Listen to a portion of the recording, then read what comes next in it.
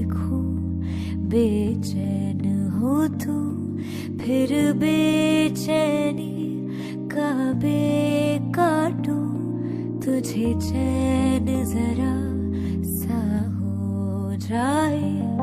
अभी ऐन लिखूं तो याद कर, फिर